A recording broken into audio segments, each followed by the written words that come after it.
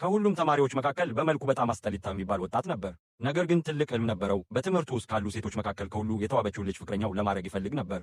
አንድ ቀን ድፍረቱን ሰብስቦ ያችን የትምህርት ቤቱን ውብ ልጅ ኤላን ወደ አደባባዩ ጠራት።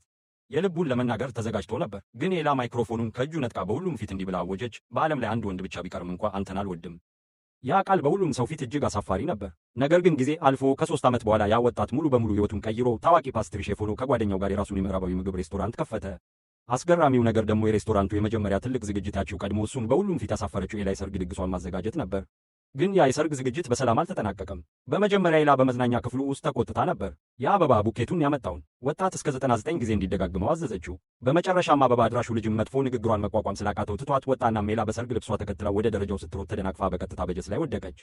ከዛም አጠገባቸው የነበረው የሰርጉ ኬክ ወደቀ።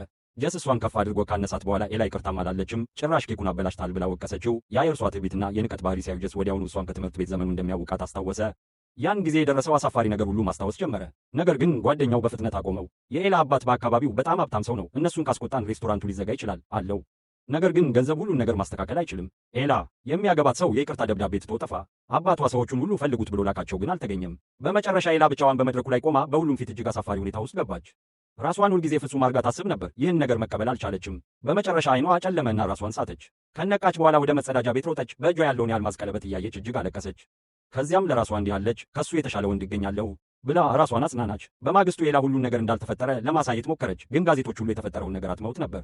ጓደኛዋ እርሷን ለማበረታታት በከተማው ትልቁ የምዕራባዊ ሬስቶራንት የመክፈቻ ዝግጅት እንድትሄድ ጋበዘቻት። ነገር ግን ኤላ በዚያ ያሉ ሰዎች የሚናገሩትን ሹክሹክታ መታገስ አልቻለችም። ከሬስቶራንቱ ልትወጣ ስትሞክር ዳግመኛ ከጀስ ጋር ተገናኘች። ኤላ እሱን አይታ እንዲህ ብላ ተናገረች፣ አንተ ኬኩን ያበላሸ ሰው ነህ፣ ሰነፍ ሼፍ እንደሆንክ ተመልክቻለሁ። እንዳንተ ያለ ሰው እንዴት እዚህ ይሰራል አለችው። ጀስ ግን እርሷን ለመከራከር ፍላጎት አልነበረውም። እሷን ከባሏ ጋር እንድትደሰት ብቻ በቀላሉ ነግሯት ዞር ሲል ይህ ቃል የኤላን የቆየ ቁስል በቀጥታ ነካው። በቁጣ እንዲህ ብላ ጮኸች፣ ሁሉም ነገር በአንተ ምክንያት ተበላሽቷል። የሚያገባኝ ሰው ራሱ አልመጣም። ጀስ እሷ እንደ ተተወች ሲያውቅ ሳቀ። ለካ ሁሉም ሰው የእጁን ያገኛል ብሎ አሰበ። ከዚያ ተመልሶ ወደ ሬስቶራንቱ ገባ። ኤላ በቁጣ ተከተለችው፣ ግን ውስጥ ስትገባ ያየችው ነገር አስደነቃት። ጀስ በመድረኩ ላይ ቆሞ እንደ ሬስቶራንቱ ባለቤት የመክፈቻ ንግግር እያደረገ ነበር። በዚያ ጊዜ እናቱ ወደ እሱ ቀርባ የልጇን ጉንጭ በደስታ ነካችና ሙሉ ስሙን ጠራችው።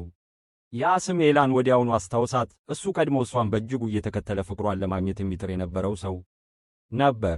አሁን ግን ቆንጆ፣ የተከበረና በከተማው ታላላቅ ሰዎች የሚከበር ሰው ሆኖ ነበር። ከእሷ አጠገብ ያለች ጓደኛ እንዲህ አለች፣ ጀስን የሚያገባት ሴት በሙሉ ከተማው መካከል የትኩረት መሃል ትሆናለች። ይህን ስትሰማ ኤላ አዲስ ዕቅድ አቀደች።